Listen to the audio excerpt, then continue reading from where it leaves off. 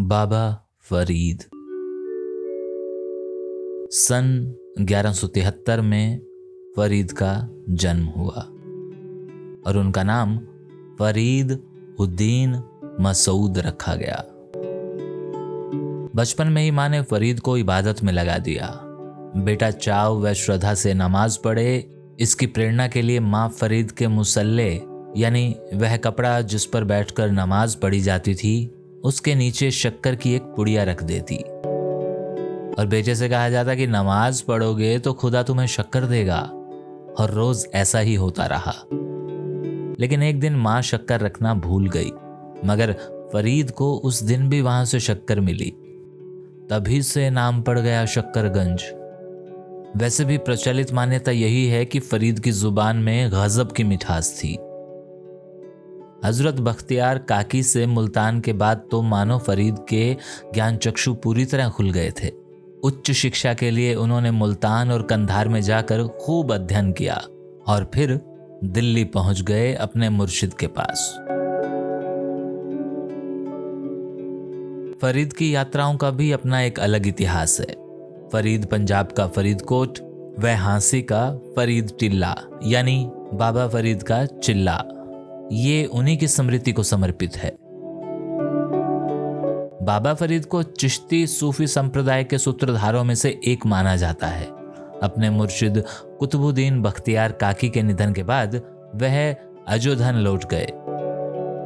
लौटते समय ही फरीदकोट में उनकी मुलाकात 20 वर्षीय निजामुद्दीन से हुई, जो उनके शिष्य बन गए और बाद में वही उनके उत्तराधिकारी बने। प्राप्त साक्ष्यों के अनुसार बाबा फरीद की 3 पत्नियां थीं और 8 संतानें। चर्चा तो यह है कि उनकी एक पत्नी हजवारा सुल्तान नसरुद्दीन महमूद की बेटी थी। चर्चित अरबी यात्री इब्न बतूता भी बाबा फरीद से मिला था। फरीदुद्दीन गंज शकर वस्तुतः भारत के तत्कालीन मुस्लिम सम्राट के भी आध्यात्मिक गुरु थे। सूफी बाबा फरीद की सबसे बड़ी देन थी अपनी पंजाबी भाषा का विकास करना। वैसे बाबा अरबी फारसी के विद्वान थे, मगर उनका ज्यादातर लेखन पंजाबी में था। हालांकि बाबा के श्रद्धालुओं की संख्या उस समय भी लाखों में थी, लेकिन उन्होंने पूरी जिंदगी सादगी के साथ फतेहाल ही गुजारी।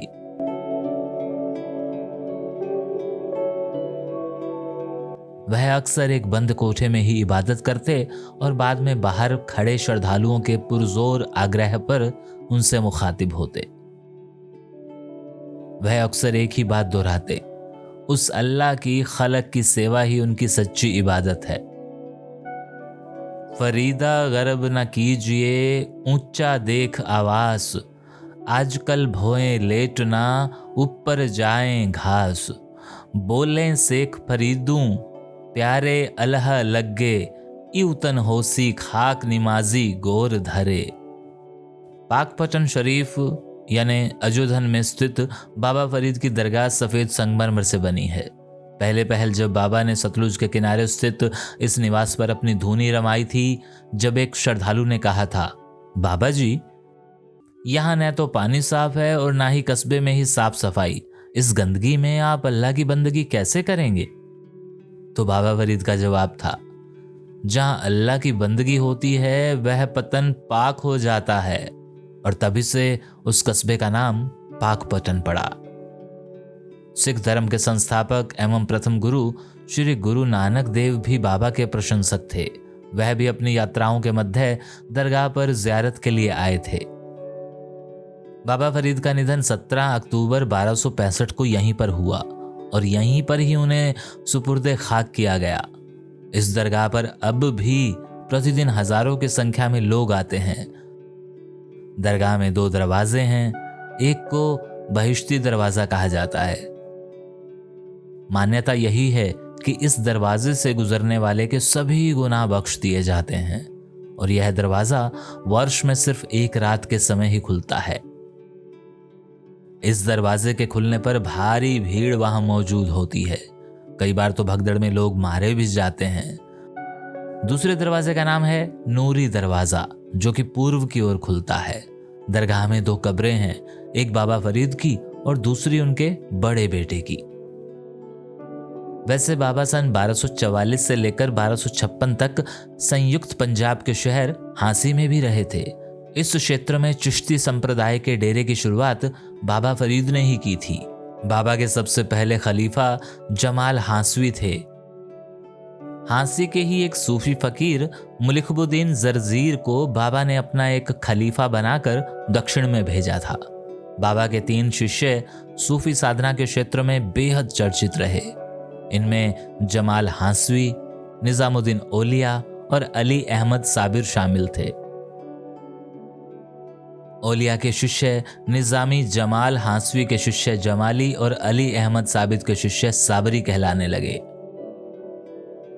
बाबा फरीद के चिल्ले अर्थात रूहानी ठिकाने इस उपमहाद्वीप में कई स्थानों पर हैं। साहिवाल, जो कि अब पाकिस्तान में है, वहां एक फरीदिया इस्लामिक यूनिवर्सिटी स्थापित की गई है। भारतीय पंजाब के फरीदकोट में Baba Farid university of health sciences 1998 में स्थापित की गई है।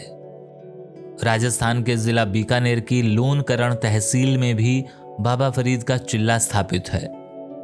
फरीदकोट के बारे में कहा जाता है कि इस शहर का नाम मखैलपुर था। यहाँ पर महाराजा मखैल का एक किला था। उस किले के समीप ही एक टीले पर बाबा फरीद ने 40 दिन तक एकांतवास किया था। महाराजा बाबा फरीद के तप से प्रभावित हुए थे और उन्हें बाबा में अलौकिक तेज महसूस हुआ था। उन्होंने उस स्थान का नाम टिल्ला बाबा फरीद रख दिया था। अब वही फरीदकोट कहलाता है। वहां आज भी हर वर्ष 21 से 23 सितंबर तक बाबा शेख फरीद आगमन पर्व मेला लगता है। बाबा की दरगाह के भीतर का स्थान काफी संकरा है। वहां ज्यादा से ज्यादा 10 लोग एक ही वक्त में समा सकते हैं। वैसे यहाँ पुरुषों के साथ महिलाएं भी भारी संख्या में ज़ियारत के लिए आती हैं, लेकिन महिलाओं को भीतर कक्ष में जाने की अनुमति नहीं है। सिर्फ 2 बार ही इस नियम का उल्लंघन हुआ। एक बार तो तत्कालीन प्रधानमंत्री बेनजीर भुट्टो भीतर जाने में सफल रही और दूसरी बार हाजी मसूर हुसैन की पत्नी हज़ा को भीतर जाने की विशेष अनुमति मिली थी। कव्वाली प्रस्तुति इस दरगाह का नियमित कार्यक्रम है। हर वीरवार यानी जुमेरात को महफिल सामा आयोजित होती है और वह रात भर चलती है। उस रात परंपरागत नृत्य धमाल भी होता है और अधिकांश श्रद्धालु भी इसमें शिरकत करते हैं। मुहर्रम की 5वीं तारीख से लेकर 10वीं तारीख तक यहाँ उर्स का आयोजन होता है। बाबा फरीद के निजी प्रयोग के कुछ दुर्लभ स्मृति चिन्ह उनके एक वंशज शेख सलीम शेखुपुर बुदायूं में ले गए। वहां उन्हें एक ट्रंक में रखा गया है जिसे पिटारी कहा जाता है। मुहर्रम के पहले 6 दिन ये स्मृति चिन्ह एक धार्मिक जुलूस की शक्ल में श्रद्धालुओं के दर्शनार्थ निकाले जाते हैं। पाकपचन वाली दरगाह पर लंगर सदा जारी रहता है और दरगाह 24 घंटे खुली रहती है। रोशनी का यहाँ नियमित प्रबंध रहता है। बिजली की सप्लाई कभी रुके तो भी जनरेटरों के माध्यमों से रोशनी बनाए रखी जाती है। दरगाह का प्रबंधन औकाफ विभाग करता है। हादसे इस पवित्र दरगाह पर भी हो जाते हैं। सन 2001 में एक भगदड़ के मध्य यहाँ 27 लोग मरे थे और सैकड़ों घायल हुए थे। 25 अक्टूबर 2010 को यहाँ मुख्य द्वार पर एक बम विस्फोट भी हुआ था जिसमें 6 श्रद्धालु मारे गए थे और अनेक घायल हुए थे। बाबा के अनेक दोहे व शब्द आम आदमी की जुबान पर हैं।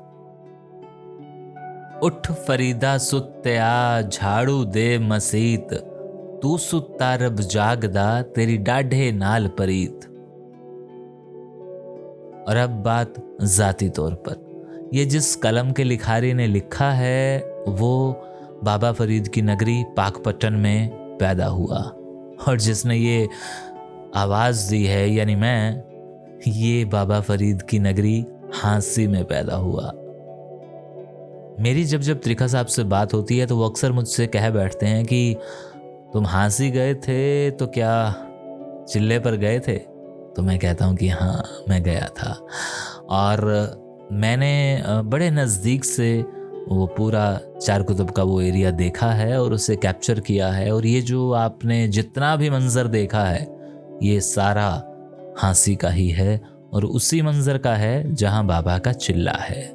बाबा फरीद की वो नगरी जो कि सरहद पार है वो तो नहीं दिखा सकता था, लेकिन ये दिखाकर भी, यानी हाँसी जहाँ उन्होंने अपनी ज़िंदगी के बहुत सारे साल गुजारे, वो देखकर भी कहीं ना कहीं थोड़ी बहुत कमी पूरी हो ही जाती है।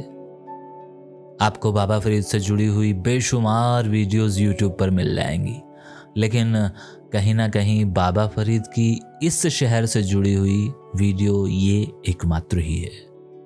बाबा फरीद के बाद फिर से कभी किसी और सूफी संत का जिक्र होगा, डॉक्टर चंद्र त्रिखा साहब की कलम होगी और मैं कोशिश करूंगा कि मैं उनके शब्दों को आवाज़ दे पाऊं। शुक्रिया।